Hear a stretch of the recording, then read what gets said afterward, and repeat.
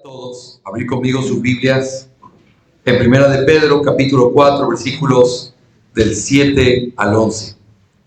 Primera de Pedro, capítulo 4, versículos 7 al 11. Vamos a leer la palabra del Señor, vamos a pedirle de su guía y luego vamos a exponer este texto pensando en una conclusión a esta breve serie sobre el verdadero ministerio de la iglesia. Y yo quiero hablarte de la motivación que tenemos de vivir a la luz de aquel día. ¿Por qué deberíamos hacer esto y deberíamos hacerlo hoy? ¿Por qué no deberíamos esperar más? Porque aquel día se acerca. Y eso es parte de la motivación preciosa que el apóstol Pedro presenta aquí. Yo quiero invitarte a que vayas conmigo a este texto, Primera de Pedro 4, 7 al 11, y voy a leer la palabra del Señor y luego la amaremos a Él. Dice el Señor: mas el fin de todas las cosas se acerca. Sed pues prudentes y de espíritu sobrio para la oración. Sobre todo, sed fervientes en vuestro amor los unos por los otros, pues el amor cubre multitud de pecados. Sed hospitalarios los unos para con los otros, sin murmuraciones. Según cada uno ha recibido un don especial, úselo sirviéndoos los unos a los otros como buenos administradores de la multiforme gracia de Dios. El que habla, que hable conforme a las palabras de Dios. El que sirve, que lo haga por la fortaleza que Dios da, para que en todo Dios sea glorificado mediante Jesucristo, a quien pertenecen la gloria y el dominio por los siglos de los siglos. Amén. Vamos a orar. Amado Señor, gracias por la oportunidad de abrir tu palabra una vez más en esta conferencia, en este tiempo. Y gracias por permitirme hablarle a mis hermanos y exponer tu palabra. Te pido que por última vez en este día de mi parte podamos escuchar a Cristo, podamos ver su gloria y podamos ser exhortados a vivir sabiendo que aquel día se acerca. En el nombre de Cristo Jesús. Amén. Mis hermanos, en este pasaje, el apóstol Pedro afirma que si Cristo padeció en la carne con el propósito de vencerla, y si lo hizo, entonces nosotros debemos también caminar en una novedad de vida. Eso es una de las cosas que se repite constantemente en esta epístola. Eso está en el capítulo 4, versículos 1 y 2. Pero además, el apóstol añade dos argumentos a este principio. Es decir, vivamos honrando al Señor, cumplamos su voluntad. Pero él dice, y lo primero que dice es que ya perdimos suficiente tiempo en el pecado cuando vivíamos, según el versículo 3, en la sensualidad, en las lujurias, en las borracheras, en orgías, en embriagueces y abominables idolatrías. Tenemos que vivir a la luz del Señor, vivir haciendo su voluntad. Tenemos que hacer lo que Él nos llama a hacer en primer lugar, porque ya perdimos mucho tiempo en el pecado. Esto es una de las conversaciones que a menudo los cristianos traen sobre la mesa. ¿Por qué no conocía al Señor antes? ¿Por qué no? Y uno tiene que descansar en la soberanía de Dios, en la salvación de los hombres. Pero también uno puede decir, si lo conocí en este tiempo, si ya viví tantos años haciendo esto, entonces yo tengo una urgencia real con la que yo tengo que vivir. No puedo seguir desperdiciando mi tiempo. Pero hay una segunda razón que da, y es precisamente la razón de nuestro texto, y en lo que yo quiero darte esta motivación final con respecto al verdadero ministerio de la iglesia. ¿Por qué cumplir la voluntad de Dios? ¿Por qué vivir así? ¿Por qué hacer lo que Él nos llama? La respuesta es no solo porque ya perdimos tiempo haciendo lo contrario, sino que en segundo lugar el versículo 7, que es el inicio de nuestro texto, empieza con estas palabras: porque el fin de todas las cosas se acerca.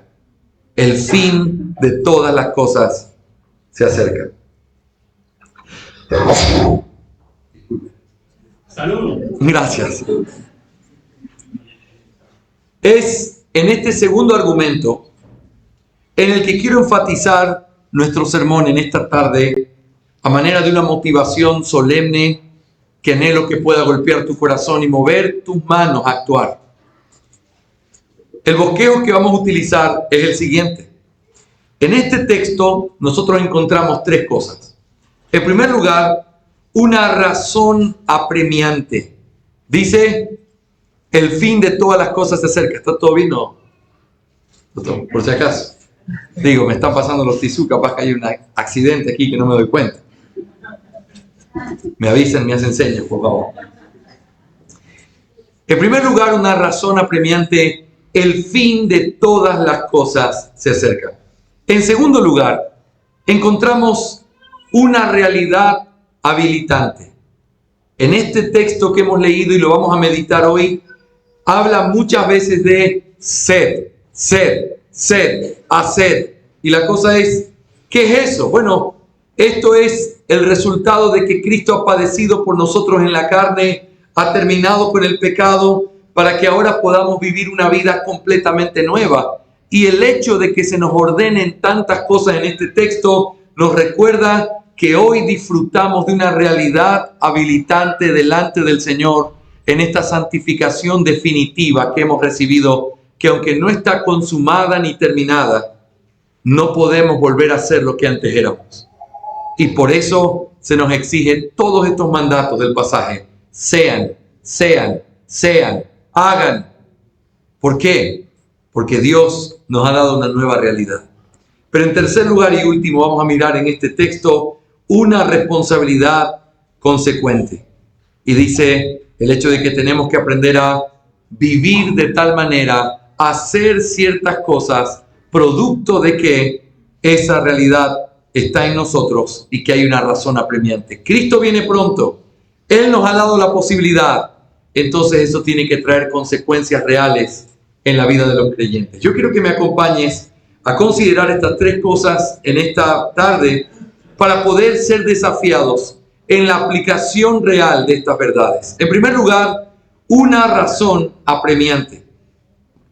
Y esta es la razón que aparece en la primera parte del versículo 7. Mas el fin de todas las cosas se acerca. Hay algunas cosas importantes que nosotros debemos considerar al plantear el hecho de que el fin de todas las cosas se acerca. Hermanos, el fin de todas las cosas es una referencia a aquel último día, el día en el que nuestro Señor Jesucristo volverá a juzgar a los vivos y a los muertos. El fin de todas las cosas, cuando todo sea consumado, cuando todo sea puesto en su balanza, cuando el Rey soberano ponga cada cosa en su correcto peso, ese día se acerca.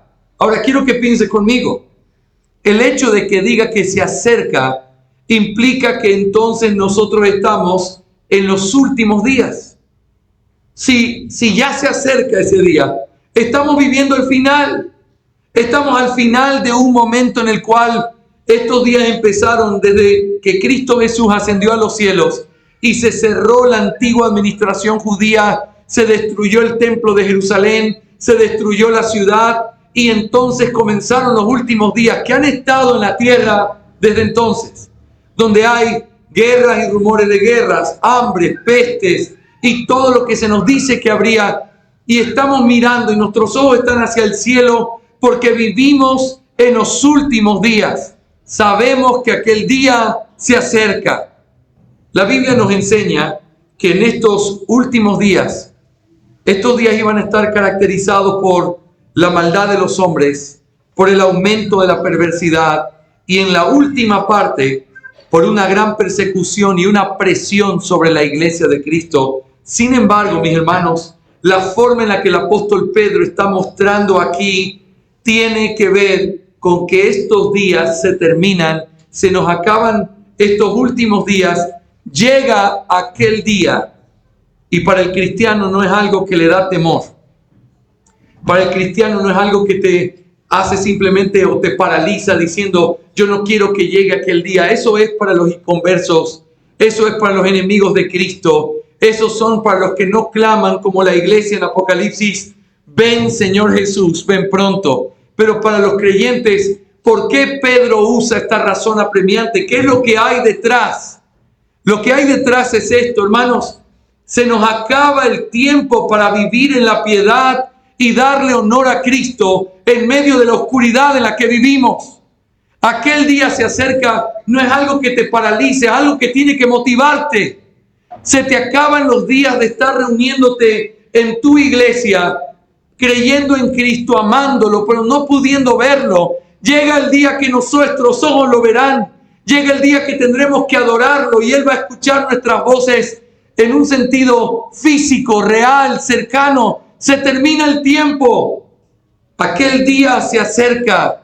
Por lo tanto, se nos termina el tiempo en el que vivimos en medio de este desafío entre nuestro remanente de pecado y la hostilidad del mundo en el que nosotros estamos.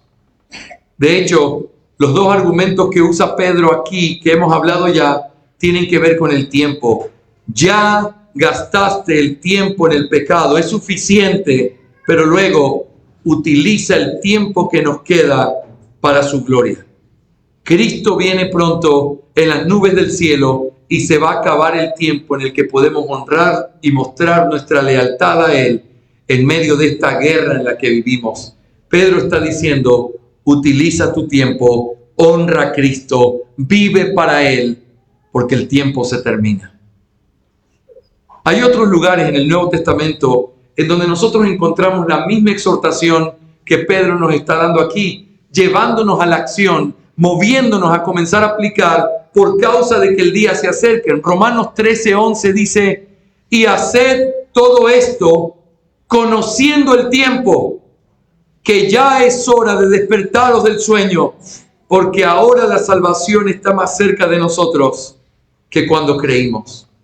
En Santiago 5:8 dice, sed también vosotros pacientes, fortaleced vuestros corazones, porque la venida del Señor está cerca.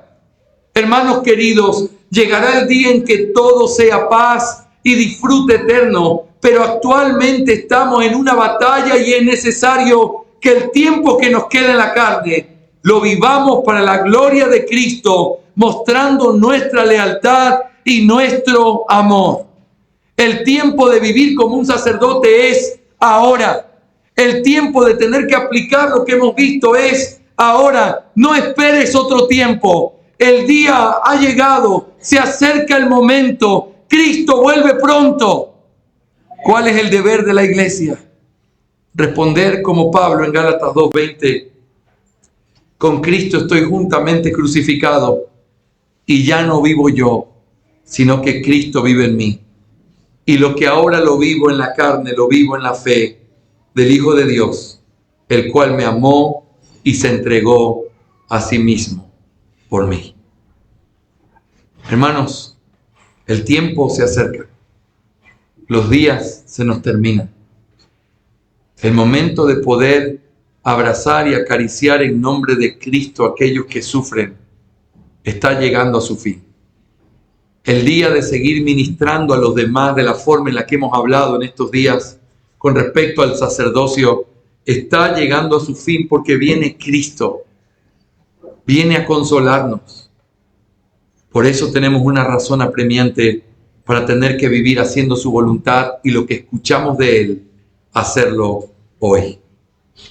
Pero eso me lleva, en segundo lugar, a una realidad habilitante. Si hay una razón apremiante, también hay una realidad habilitante. Quiero que notes lo que dice nuestro texto y te voy a pedir que me sigas con tu mirada. En nuestro pasaje encontramos verbos que contienen mandatos o exhortaciones de parte del apóstol y son 5 las cosas que nosotros encontramos aquí. Versículo 7, nótalo. Sed prudentes. Versículo 7. Tengan un espíritu sobrio para la oración. Versículo 8. Tengan un amor ferviente por los demás. Versículo 9. Sed hospitalarios. Y versículos 10 al 11.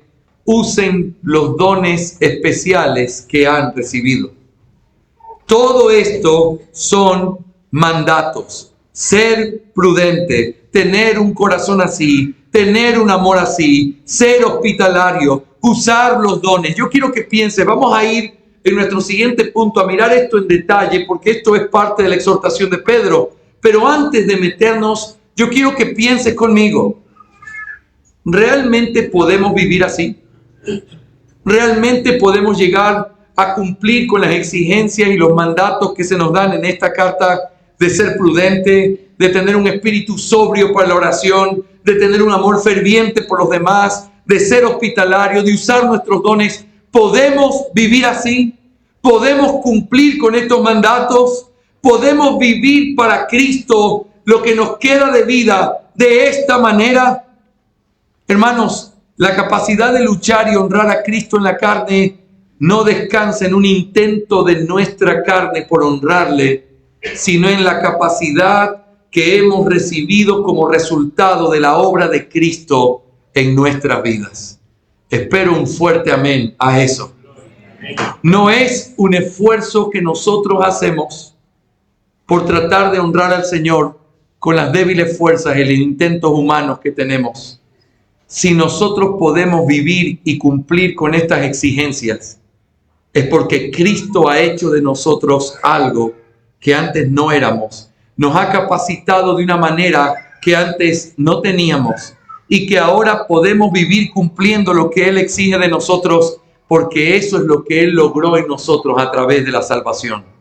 El cristiano puede y debe vivir así, puede y debe aplicar esos dones por causa de esa realidad que nos habilita, que eso es la obra que Cristo ha hecho en nuestras vidas. Mira el contexto de nuestro pasaje, versículos 1 y 2 de 1 de Pedro 4. Dice, por tanto, puesto que Cristo ha padecido en la carne, armaos también vosotros con el mismo propósito, pues quien ha padecido en la carne ha terminado con el pecado para vivir el tiempo que le queda en la carne, no ya para las pasiones humanas, sino para la voluntad de Dios. Hermanos, nota lo que dice este texto. Cristo padeció en la carne, dice, para terminar con el pecado. Esta frase resume la maravillosa doctrina de lo que se conoce como la santificación inicial o la santificación definitiva, que son sinónimos. Cuando Cristo nos salvó, nosotros nos identificamos con Él en su muerte y en su resurrección. Por lo tanto, ya no vivimos bajo el dominio del pecado, sino que hemos sido librados por su gracia para vivir una vida completamente nueva. Esto no significa, o mejor dicho, esto significa que la vida cristiana debe ser vivida como consecuencia de lo que Cristo logró por nosotros, pero también por lo que Él hizo en nosotros. Hay muchos pasajes en la Escritura que nos enseñan esta preciosa verdad, pero yo quiero que me permitas simplemente describir un concepto teológico aquí que nos hace muchísimo bien. Mis hermanos, la justificación es una doctrina central que tiene que ver con algo que no pasa en nosotros, sino fuera de nosotros. Y esa es la gran diferencia de cómo la Reforma Protestante y específicamente cómo Lutero entendió y comenzó a promover el entendimiento de la justificación por la fe. No, tú no eres como en el catolicismo romano salvado por el hecho de que tú comienzas a obrar, movido por la fe, obras, y como yo le digo siempre a la iglesia, es como si tuvieras una botellita que se va llenando de buenas obras y que esperas hasta que se complete, porque tú obras por el amor o por el Espíritu y entonces vas logrando tu salvación.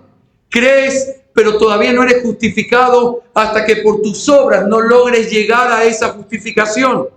Eso es lo que el catolicismo romano enseña. Por eso, si alguien muere, vamos a decir, con la botellita faltándole un cuarto, tú puedes orar al Señor después de que Él muere para que los méritos que otros santos hicieron, que fueron de más, se puedan aplicar a la vida de Él y a través de los méritos que logramos se pueda completar su botellita y entonces es justificado y tiene entrada al paraíso.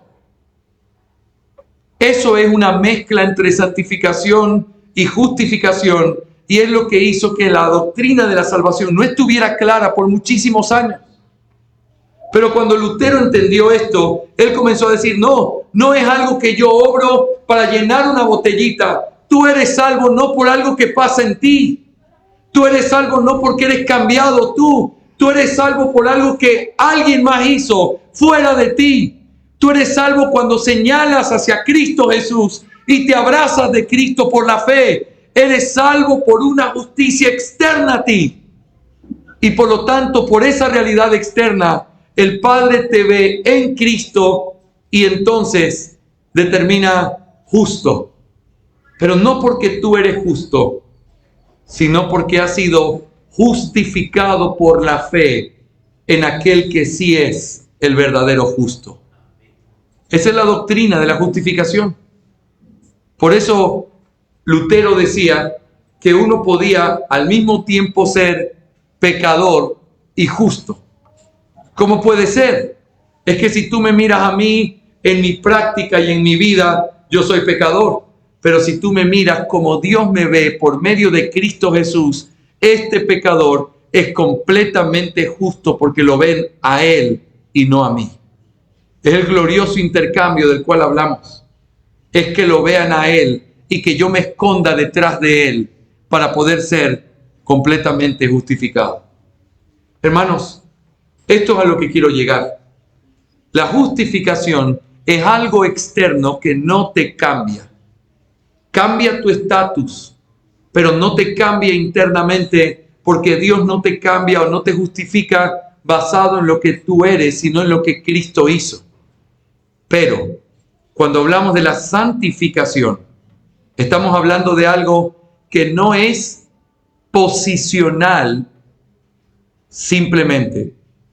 Cuando eres santificado, eres verdaderamente y de una manera que no puede echarse mano atrás. Eres santificado de una forma que cuando tú eres salvado, nunca más vuelves a ser la misma persona. No es algo que simplemente yo soy y se dice de mí fuera de mí. Eso es la justificación. Pero la santificación es algo que se dice de mí, de una obra que Dios hizo y que Dios sigue haciendo dentro de mí. Soy justificado y entonces comienzo a ser santificado. Soy justificado y Dios hace esa obra dentro de mí por causa de Cristo. Pero cuando Dios comienza a hacer esa obra en ti, aunque es cierto que vivimos en una santificación progresiva, hay algo que sucedió en el inicio de esa conversión. Y lo que sucedió fue que hubo una santificación definitiva donde nosotros nunca más podremos volver a ser los mismos. Y por eso, después de ser salvos, el mundo es igual. Los pecados son iguales. El mundo tiene el mismo atractivo y hace lo que siempre ha hecho, pero simplemente tú ya no eres el mismo viviendo en donde antes vivías. Por eso nosotros no podemos volver atrás. Por eso un verdadero creyente, aunque tropieza, cae y a veces en pecados groseros que realmente pueden destruir la conciencia y la tranquilidad en el alma, si es un verdadero creyente, siempre va a volver al Señor. Porque Él no puede volver a ser lo que era, sino que camina en la dirección de lo que ahora Él es. Amén, mis hermanos. ¿Sabes por qué nosotros podemos cumplir con todas estas exigencias que aparecen en este texto? Ámense, hagan esto, hospédense, sírvanse, hagan esto y aquello. Es por causa de esta realidad habilitante que tenemos por causa de Cristo Jesús. Él hizo de nosotros una persona completamente diferente, que aunque no está glorificada ni ha terminado nuestra santificación, la obra que Él hizo, la posición en la que Él nos puso, la forma en la que Él trató con nosotros, no tiene marcha atrás. Y gloria a Dios por eso. Dice el apóstol Juan que aquel que es nacido de Dios no practica el pecado, porque la simiente de Dios está en él. Y eso no significa que no pequemos en los mismos pecados algunas veces. Significa el hecho de que nosotros no podemos vivir en ese pecado y no podemos quedarnos en ese pecado. Tenemos que correr de regreso al Señor, porque no hay gozo, no hay paz, no hay tranquilidad fuera de hacer lo que el Señor nos ha llamado a hacer. Eso es lo que pregonamos, es lo que creemos, es lo que realmente confesamos con todo nuestro corazón. El Señor nos transformó y nosotros nunca más volveremos a ser los mismos. Pero eso me lleva a mi tercer punto en esta tarde, y tiene que ver con una responsabilidad consecuente. Hay algo que está siendo apremiante, y eso es una razón: Cristo vuelve pronto. Si alguien me preguntara en esta tarde, pastor, ¿y por qué debo comenzar a aplicar lo que se está hablando aquí del sacerdocio y de que yo tengo que alentar los unos a los otros y que tengo que consolar y que tengo que restaurar? ¿Por qué tengo que hacerlo pronto? ¿Por qué no puedo esperar? ¿Por qué no puedo todavía avanzar un poco más hasta que yo esté un poquito más crecido, hasta que tenga un poco más de experiencia? ¿Por qué no puedo esperar mi aplicación de estas verdades? Porque Cristo vuelve pronto, porque el fin de todas las cosas se acerca. Pero quizás tú puedes preguntar, ¿pero puedo yo vivir como un sacerdote verdaderamente? Y la respuesta es claro que sí, porque por causa de Cristo Jesús tienes una realidad habilitante en tu vida como un creyente. Nadie que ha nacido de nuevo puede pensar de sí mismo: yo no tengo nada para dar. La pobreza espiritual es la de aquellos que no han nacido de nuevo. Pero todos los que hemos nacido de nuevo tenemos la facultad de poder hacer algo y bendecir a alguien a través de este rol sacerdotal que Dios nos dio. Pero quiero que me permitas meterme contigo en estos principios que son la responsabilidad consecuente. Hay una urgencia, hay algo que me habilita para hacerlo. ¿Qué es lo que tengo que hacer? Y en este texto aparece de una manera muy clara. Quiero que veas conmigo, en primer lugar, dijimos que eran 5 cosas. La primera es ser prudentes. En el versículo 7 dice: ya que el fin de todas las cosas se acercan, sean prudentes. Hermanos, el ser prudentes tiene que ver con ser sobrios, así como lo traduce la Reina Valera del 60. Hermanos, esto significa que la estructura y el temperamento de nuestra mente sean serios, constantes, sólidos, y que tenemos que observar una estricta templanza y sobriedad en el uso de todos los placeres mundanos. Dice un comentarista que no se deja atrapar por antiguos pecados y tentaciones. Eso es lo que significa sobrio. La palabra que está allí, que estoy llamándola prudente o sobrio, en el diccionario griego significa estar centrado en el autocontrol, ser razonable, sensato, serio, mantener la cabeza fría. Hermanos, hay principios importantísimos aquí en los que nosotros tenemos que meditar. Ser prudente implica lo contrario a lo que Pablo exhorta a Tito cuando trata de expresar el hecho de que los jóvenes son de cierta manera, y él le dice en Tito 2:6: asimismo exhorta a los jóvenes a que sean prudentes. Escúchame bien lo que te quiero decir. Ese día se acerca. Nuestro rol sacerdotal hay que cumplirlo. Y lo primero que encontramos en este mandato de los 5 es: sean prudentes. Ser prudentes es capaz de tener el autocontrol o poder frenar las cosas que tienes que frenar. No decir todo lo que piensas, no decirlo en el momento en que lo piensas. Aprender a fijar tu mente por bienestar de los demás en el hecho de cómo yo puedo hacerles bien, diciendo las cosas oportunas en el momento oportuno. ¿Cómo es un joven? ¿Sabes cómo es un joven? Es impetuoso. ¿Cómo somos los jóvenes? Impetuosos, llenos de, sí, yo puedo, claro, cuenta conmigo, ahí estoy. Y yo tengo que seguir aprendiendo que no puedo estar siempre.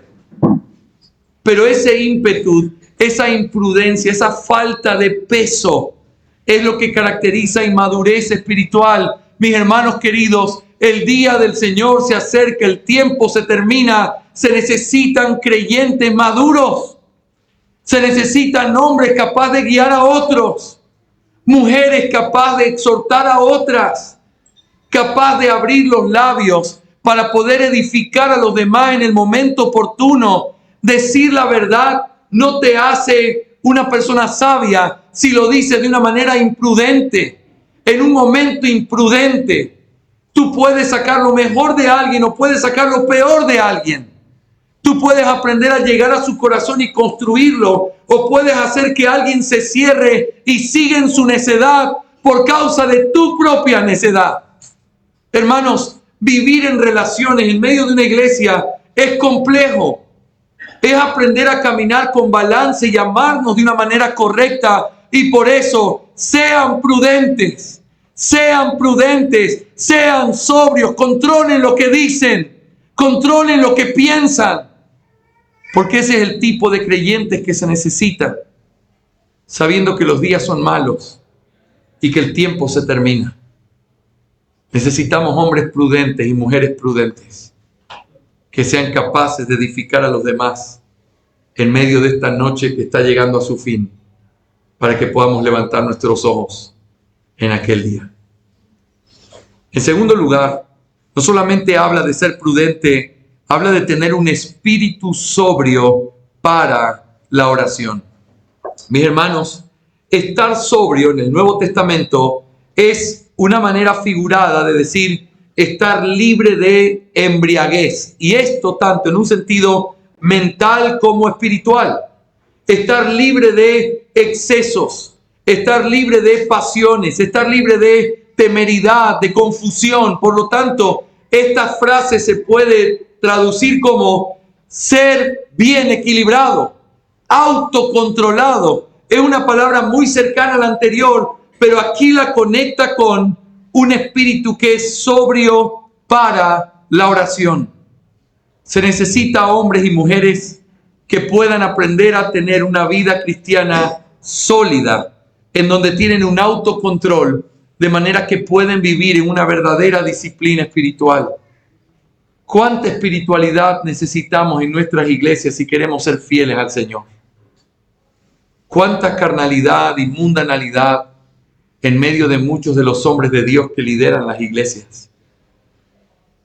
¿Cuánta carnalidad en nuestros hogares, donde no hay un espíritu sobrio que se autocontrola, que se pone bajo las disciplinas espirituales para poder vivir y hacer lo que el Señor quiere? Mis hermanos, las disciplinas espirituales tienen que ver con aquellas cosas que son tanto privadas como aquellas que tienen que ver con aspectos públicos, donde nosotros nos sentamos a escuchar la palabra, prestamos atención, aprendemos a poner nuestra alma y diciendo: Señor, quiero que me hables, quiero que me enseñes, y todo eso requiere autocontrol. Requiere aprender a prepararse para eso, pero también poner el alma y el corazón en poder escuchar al Señor. ¿Cuánto tiempo en oración? ¿Cuánto tiempo escuchando? En este mundo donde todo tiene que ver con cosas multimedias y cosas que puedan excitar los sentidos, sentarte a escuchar a alguien mientras habla se convierte casi que en una misión imposible. O sentarte en tu cama a leer tu Biblia se convierte en una misión imposible. O pasar 10 minutos en oración se convierte en un asunto muy difícil. Por eso necesitamos con todo nuestro corazón tener un espíritu sobrio en todo lo que tiene que ver con nuestras disciplinas espirituales. ¿Sabes por qué? Porque aquel día se acerca. Me estoy preparando para cuando lo vea por primera vez, quedarme mirando sus ojos. Pero, Pastor Jorge, ¿cómo vas a hacer eso por 5 minutos si no puedes cerrar tus ojos delante de su presencia por 3? Entonces tengo que comenzar a practicar, porque yo quiero estar listo, porque ese día se termina. Hoy es por fe, pero mañana, como dice el himno antiguo, lo que hoy es por fe, mañana será una preciosa realidad. Y tenemos que vivir teniendo ese espíritu en sobriedad.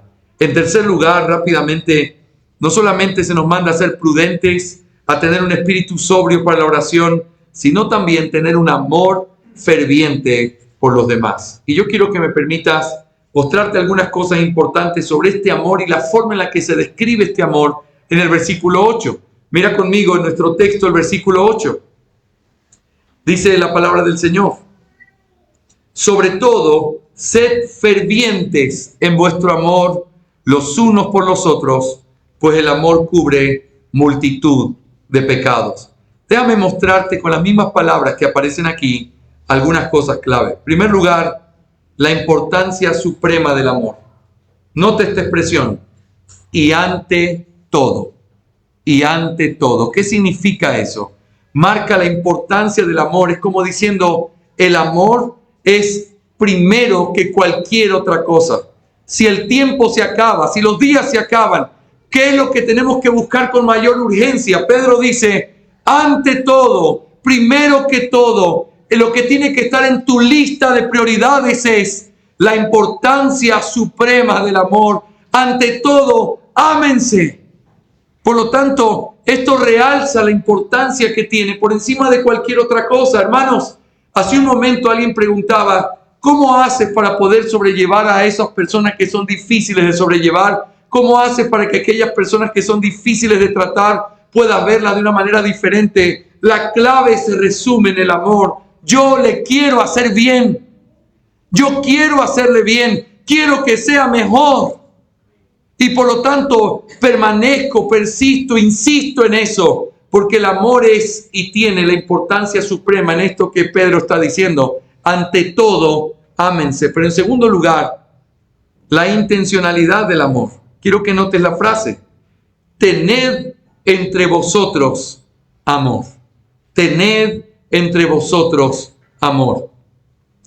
El participio griego, que es traducido como tened aquí, demanda una acción que debe ser hecha por cada cristiano. Tienen que hacerlo. Es una obligación. No es un sentimiento o algo que se espera de manera pasiva. ¿Cómo es el amor normalmente en el mundo o en muchas iglesias? Yo voy a actuar según como alguien trate conmigo. Si a mí me dan amor, yo soy súper lindo, pastor. Yo soy un amor. Pero espérenme por el lado malo y ven cómo yo reacciono. El amor no es algo que espera. El amor no es algo que se queda de manera pasiva como una especie de respuesta. El amor es una actitud hacia otros que fluye de la obediencia del mandato del Señor.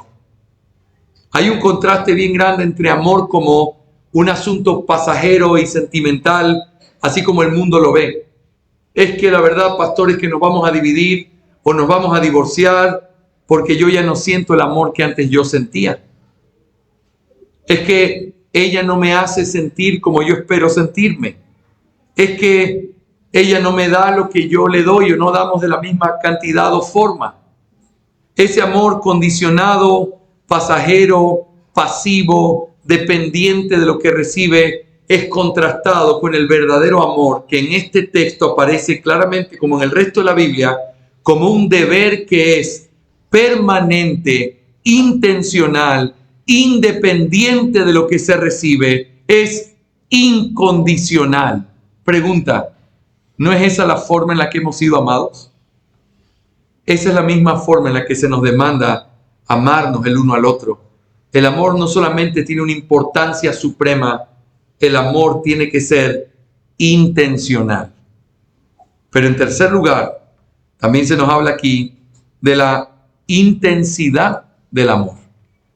Porque dice que el amor que tenemos que tener el uno por el otro es un ferviente amor. Ferviente amor. Esta palabra ferviente significa o se puede entender como algo perteneciente a ser perseverante, con la implicación de uno que no vacila en su interés o su devoción. Es alguien que está puesto en algo y que avanza por encima de todo. ¿Has visto esa gente? A veces eso como defecto se llama obstinación. Pero como una virtud es alguien que se enfoca y que va, no importa si llueve, relampaguea, truena, él sigue avanzando en la misma dirección porque está enfocado. Esa es la idea que está detrás de la palabra ferviente aquí. Esta palabra significa vehemencia, algo que haces con anhelo, con ansia, con constancia, con fervor, con seriedad. Es algo que se hace concentrando tu esfuerzo todo lo que puedes para que eso se haga. Es muy ilustrativo cuando uno mira cómo ciertas palabras que se usan en ciertos contextos se las vuelve a usar en otras partes de la Biblia. Por ejemplo, este mismo adjetivo ferviente se usa por lo menos en 2 lugares donde nosotros conocemos bien estos pasajes. Y mira cómo se conecta, le da un sentido mayor a nuestro entendimiento de la palabra. En Hechos 12:5 dice: así que Pedro estaba custodiado en la cárcel, pero la iglesia hacía, escucha esto, sin cesar oración a Dios por él. Imagínate la escena. La iglesia es muy jovencita. Están en medio de una gran persecución. Uno de los pilares de la iglesia está preso. Está la iglesia reunida.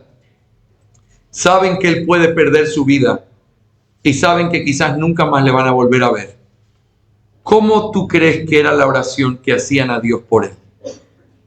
Me imagino una oración donde lloraban, suplicaban y lo hacían con toda vehemencia, clamando al Señor como si de eso dependiera la vida de Pedro. Eso es ferviente. Pero hay un ejemplo todavía mayor.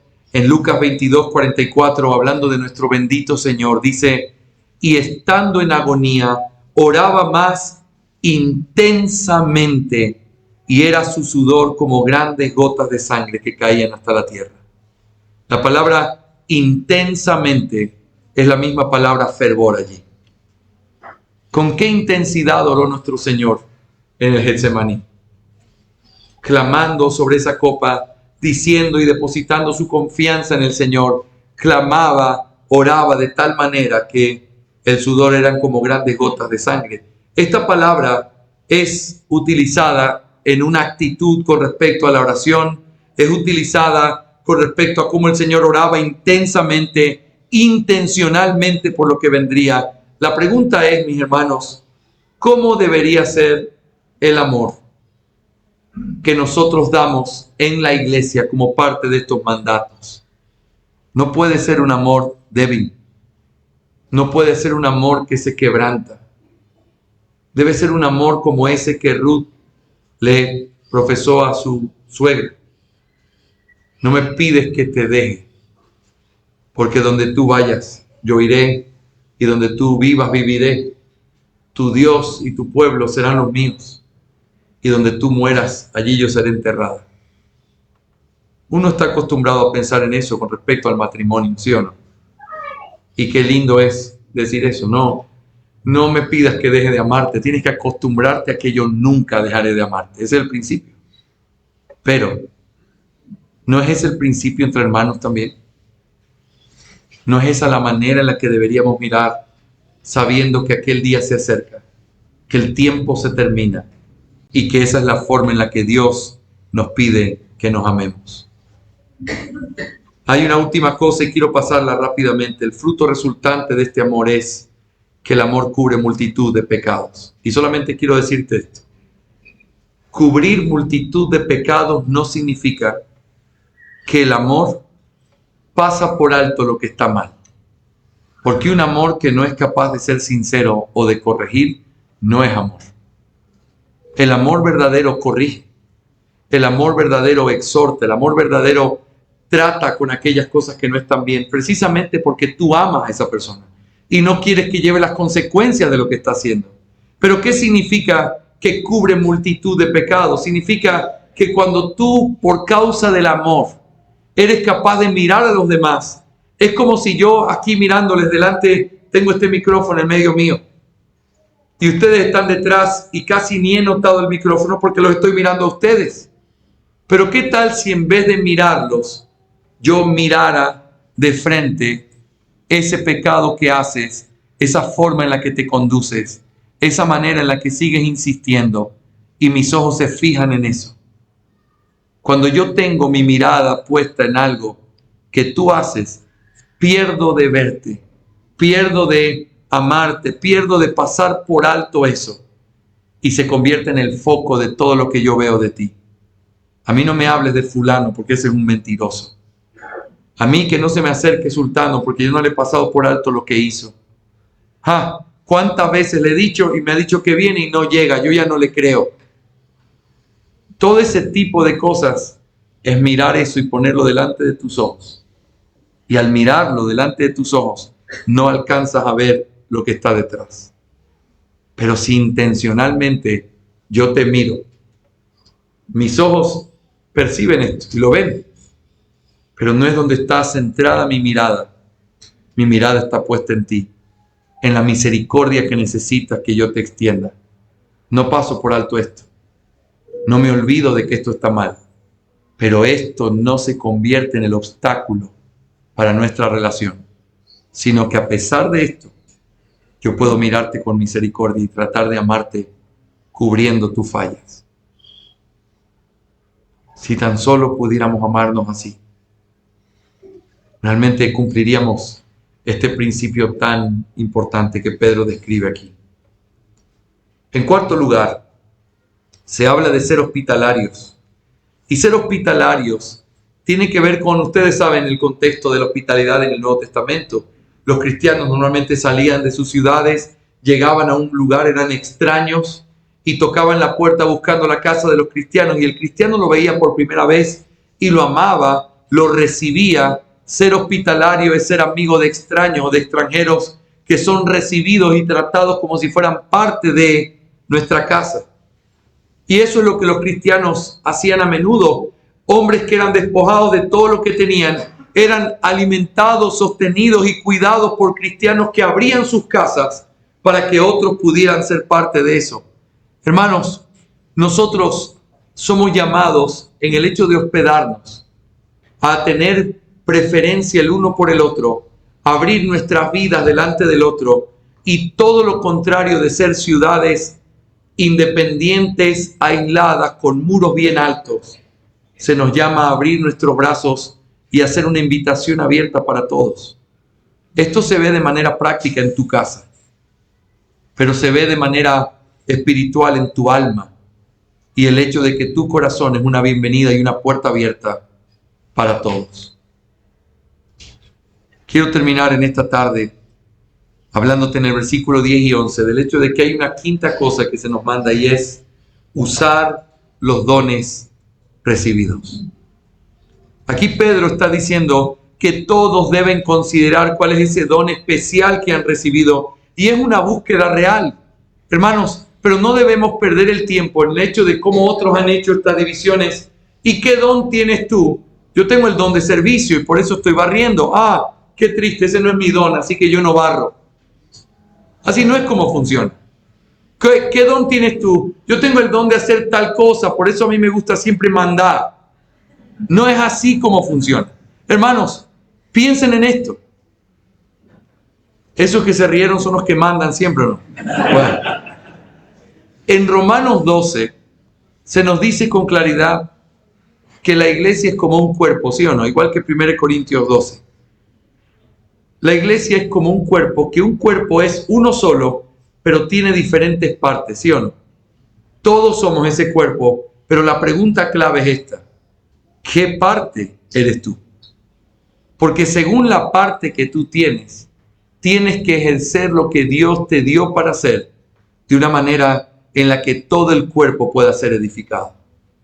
Yo quiero hacer un llamado solemne a hombres que me escuchan aquí, que he podido conocer a algunos de ustedes en estos días, que quizá están pensando: yo pienso que el Señor me ha llamado.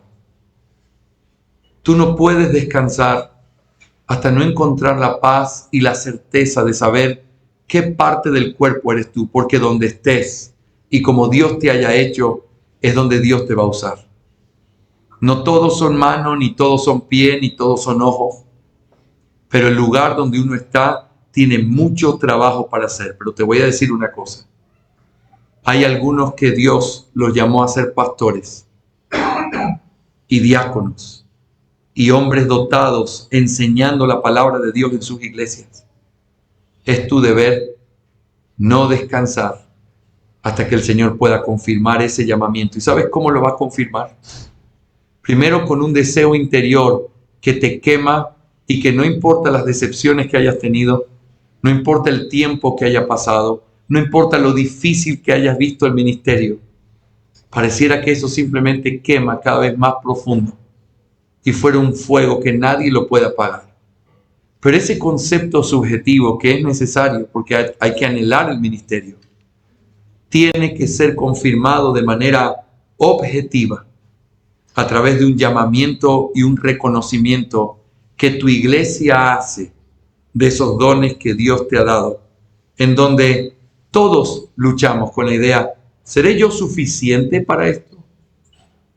Hermanos, no sé cuántas veces he tenido esa misma pregunta en mi alma, viniendo en un avión, sentado en la banca cuando llaman mi nombre y yo esperando que llamen a alguien más. Diciendo, Señor, yo no soy suficiente para esto, yo no tengo nada que darle a ellos. Tengo tanto por aprender. Y el hecho de la suficiencia es algo que el Señor nos manda y así debe ser siempre, porque no somos nada. Pero al mismo tiempo, cuando hay procesos bíblicos en una iglesia, tú permites que hombres que Dios los está llamando y que ellos están batallando en su propia mente porque sienten yo no soy suficiente, yo tengo estos errores, yo hago así, me falta tanto, pero eso comienza a encontrar paz y dirección. Cuando hay una iglesia que en un orden claro dicen, tú tienes esos dones y nosotros lo reconocemos y nosotros queremos que tú seas nuestro pastor. No sé cuántas veces he tratado con hombres que su ministerio llegó a ser, porque, y esto es una historia real, en un interín entre la escuela dominical y el culto, el pastor iba a anunciar, el pastor principal de esa iglesia, esa expresión no es nuestra, ¿verdad? Pastor principal, pero el pastor principal iba a renunciar ese día. Y entonces fue y le dijo en el interín de la escuela dominical y el culto, tú vas a ser mi reemplazo. Cuando terminó el culto, le dijo a toda la iglesia, ¿ustedes confían en mí? Sí. Les presento a su nuevo pastor. Han pasado 10 años o más de ese día. ¿Sabes lo que a veces ese hombre sigue pensando? Yo no sé si Dios me llamó, porque a mí me puso este hombre. ¿Realmente Dios me quiere aquí? Ese no es el tipo de proceso en una iglesia bíblica. Los hombres tienen que estar convencidos de que han sido evaluados, que los dones han sido evaluados, que el carácter ha sido evaluado. Porque entonces en todas mis inseguridades, su seguridad es la que me ayuda a decir, yo no creo, pero mi iglesia sí. Yo no soy apto, pero hay gente que dice que sé enseñar. Yo no creo que tengo todas las características, pero hay una iglesia que reconoce que puedo ser de bendición para sus vidas. Esa es la importancia del orden. Así que si tú estás batallando, pensando en eso, en tu propio corazón, y es una realidad en la que tengo que decir yo mismo, ¿cuánto tiempo batallé pensando, será que es así? Pero de pronto la certeza de un buen proceso es lo que ayuda mucho de esa parte de dónde debo estar. Porque una cosa te voy a decir, si tú tienes dudas de si Dios te ha llamado porque lo amas y le temes tanto que tú no quieres usurpar un lugar que Él no te dio, estás pensando correctamente. Porque eso es lo que hace un hombre que lo ama. Quiere estar donde Él quiere que esté. Por eso que todas las iglesias y los pastores que me escuchan mejoren los procesos para que nuestros hombres tengan la certeza de que es su iglesia quien lo llama y por medio de su iglesia es Dios quien confirma su llamamiento. Amén. No podía no hacer un paréntesis eclesiológico ahí, perdónenme. Entonces, usar los dones. Usar los dones. Todos deben considerar poner sus dones a la disposición del cuerpo de Cristo y no debemos vivir en esa individualidad pecaminosa. Hermanos, esto es lo último que te voy a decir en esta conferencia. Mañana lo tomo como algo distinto. Mañana es el día del Señor. Esta conferencia termina hoy. Y quiero decirte esto como la última cosa que quiero mencionarte. Eres un sacerdote.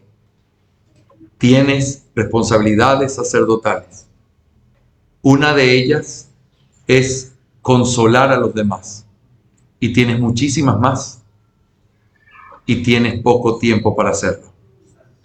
Porque los días se terminan.